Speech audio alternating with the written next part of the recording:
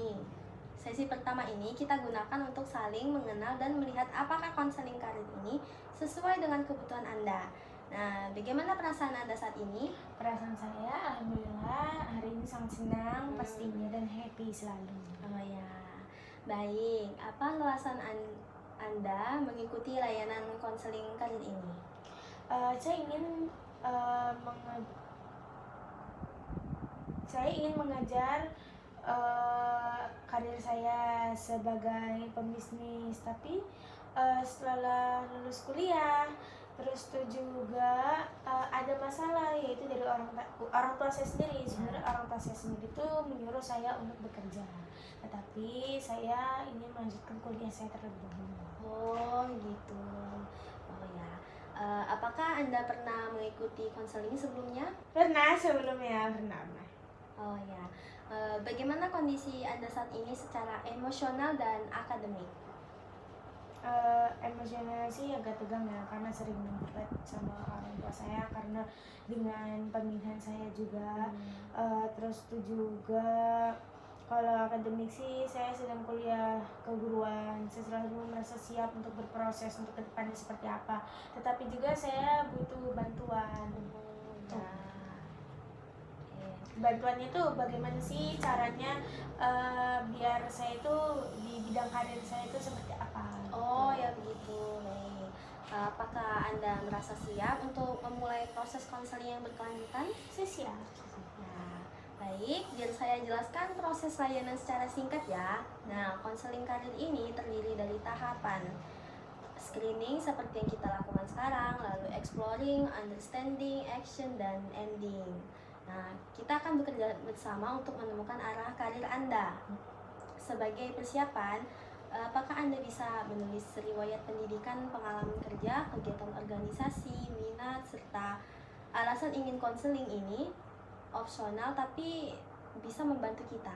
Oke, bisa tulis di sini. Oke. Oke. Sekarang kita masuk ke tahap contracting ya. Saya ingin diskusikan ekspektasi dan peran kita. Ingat, saya di sini untuk membantu Anda menemukan arah karir, bukan menentukan karir terbaik untuk Anda. Nah, keputusan akhir tetap tanggung jawab Anda ya. Iya, baik Bu, saya paham. Oke. Mari kita tentukan tujuan konseling dengan prinsip SMART ya. Nah, yang pertama itu apa yang ingin dicapai? Misalnya itu mengeksplorasi konflik antara minat dan ekspektasi orang tua. Minat pribadi. Saya tuh ingin memahami apakah karir saya di bisnis ini bisa realitas atau tidak gitu kan, dan bagaimana bagaimana sih caranya untuk bisa menghadapi egonya orang tua. Oh ya. Oke. Baiklah. Yang kedua itu bagaimana kita tahu kalau sudah tercapai? Mungkin dengan membuat rencana alternatif karir dan strategi komunikasi dengan orang tua. Ya, dengan daftar pro kontra, pilihan karir dan refleksi tentang nilai-nilai saya sih yang pastinya. Oh, baiklah. Baik, yang ketiga itu apakah realistis dalam waktu yang ada? Kita punya beberapa sesi. Saya rasa ya, saya selama ini ada panduan langkah demi langkah. Nah, yang keempat itu apakah tujuan ini penting bagi Anda sekarang? Sangat penting karena memenuhi masa depan dan karir saya. Oh, baiklah. Oke. Kapan target pencapaiannya? Misalnya dalam 4 sesi ke depan. Dalam 1 bulan pasti. Baik. Sekarang kesepakatan teknis ya. Jumlah sesi 5 kali, durasi per sesi 60 menit. Jadwal pertemuan setiap Kamis pukul 10. Tugas antar sesi itu refleksi mingguan tentang interaksi dengan orang tua terkait karir ya. Oke, saya setuju. Semua pembicaraan ini bersifat rahasia ya, kecuali jika membahayakan diri atau orang lain.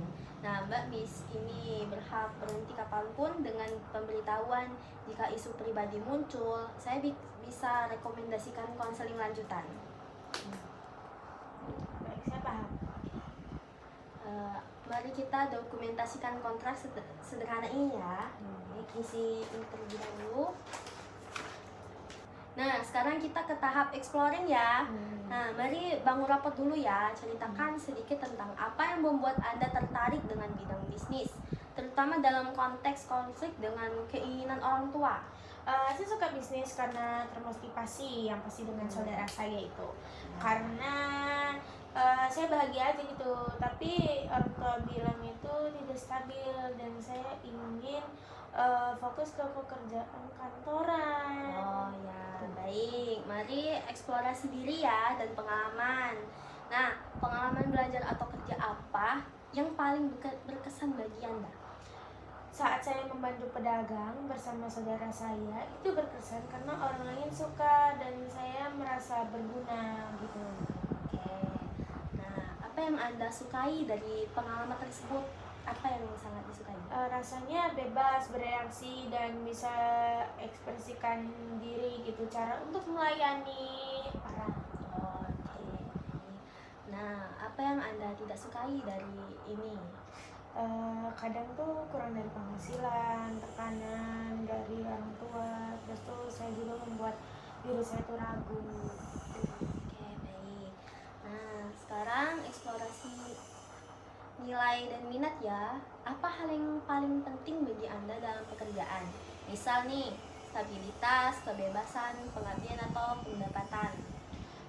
Kebebasan dan pengabdian saya itu ingin membuka bisnis yang memungkinkan saya bereaksi dan membantu semua orang.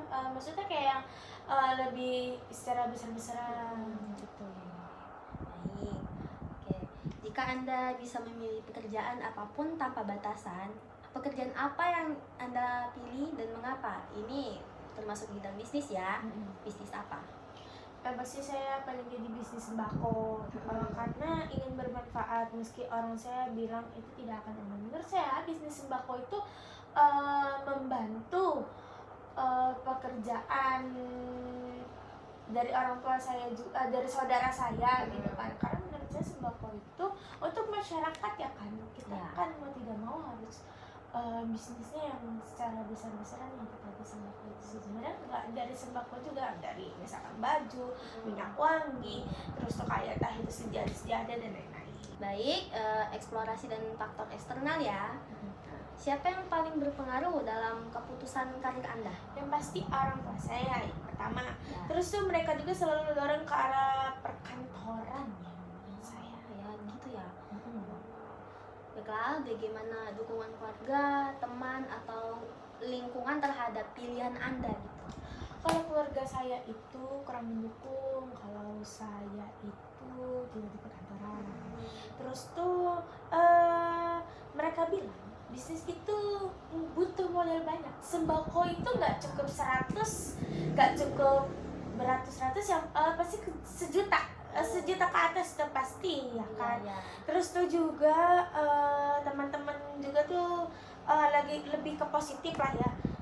Dan lingkungan kampus ada di komunitas yang mendukung yang pastinya. Intinya kalau yang misalkan kayak teman, saudara, kerabat itu mendukung. Tapi kalau di keluarga saya sendiri itu mungkin menurutnya tuh kurang apa. Tapi emang udah bisnis sembako itu udah bagus lah menurut saya. Walaupun modalnya cukup banyak, tetapi nanti hasilnya tuh bakal dikelola lagi supaya bisa menghasilkan banyak.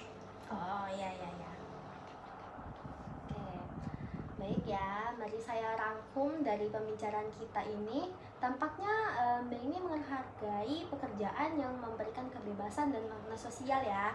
Seperti di bidang bisnis sembako nih. Tetapi ada konflik kuat dengan ekspektasi orang tua yang mendorong stabilitas kerja di perkantoran ya. Nah, apakah rangkuman ini tepat? Ya tepat sekali, itu benar-benar menggambarkan situasi saya yang sekarang ini. Baik. Nah, untuk tugas rumah selanjutnya ya, silakan tulis refleksi tentang hal-hal yang membuat saya merasa bermakna dalam hidup dan pekerjaan di sesi berikutnya. Oke, baik. Terima kasih. Ya, baik.